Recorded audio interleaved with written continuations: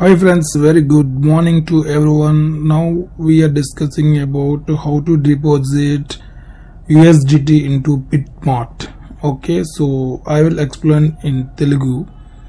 So Bitmart exchange లో USDT ని ఎట్లా డిపాజిట్ చేసుకోవాలో ఈ వీడియోలో మీకు ఎక్స్ప్లెయిన్ చేస్తున్నాను. మీ బిట్మార్ట్ యాప్ ఓపెన్ చేసిన తర్వాత మీరు డిపాజిట్ మీద క్లిక్ చేస్తే గనక okay, so deposit via crypto network ఉంటుంది. డిపాజిట్ వయా క్రిప్టో నెట్వర్క్ మీద క్లిక్ చేసినాక సెలెక్ట్ యూఎస్డిటీ. ఓకే, సో ఇక్కడ మీకు కొన్ని నెట్వర్క్లు అయితే కనిపిస్తున్నాయి అనమాట. So Omni, ERC20, TRC20, okay, so BEP20, Solana.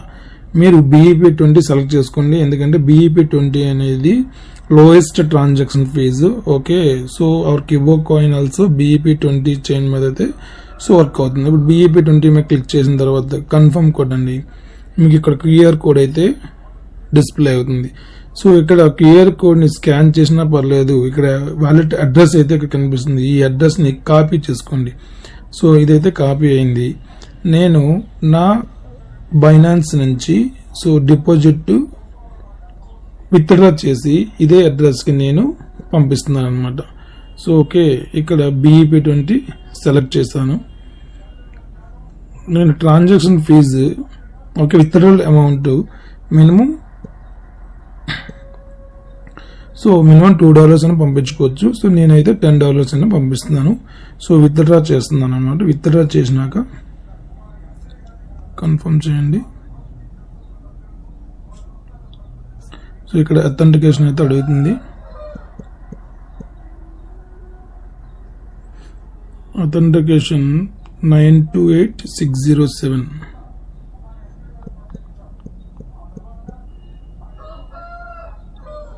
So withdraw అయితే మాత్రం ఇక్కడ ప్రాసెసింగ్ లో కనిపిస్తుంది. So with in 5 minutes okay BitMart exchange లోకి అయితే మనకు వస్తున్నాయి అనమాట. సో ఇక్కడ మీరు బ్యాక్ వెళ్ళి చెక్ చేసుకోవచ్చు.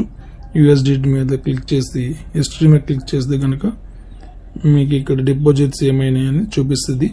So let's wait for 1 minute or 2 minutes.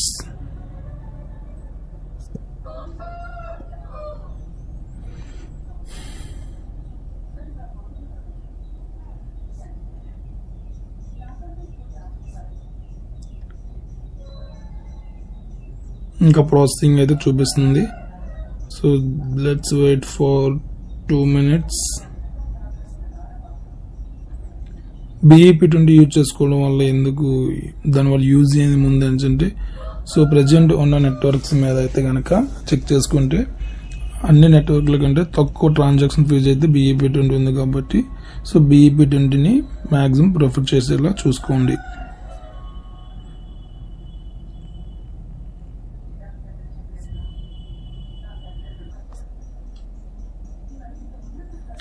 So successful అయితే కంప్లీట్ అయింది. సో చూద్దాం బిట్మార్ట్లోకి వచ్చింది రాలేదనేది.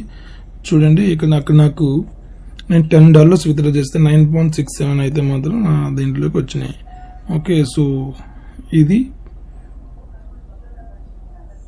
ప్రొసీజర్, ఎలా విత్డ్రా చేయాలి, ఎలా డిపాజిట్ చేయాలి అనేది.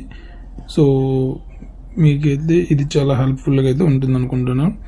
మీకు ఇంకా మరిన్ని వీడియోస్ మేము ముందుకుండా. Thank you.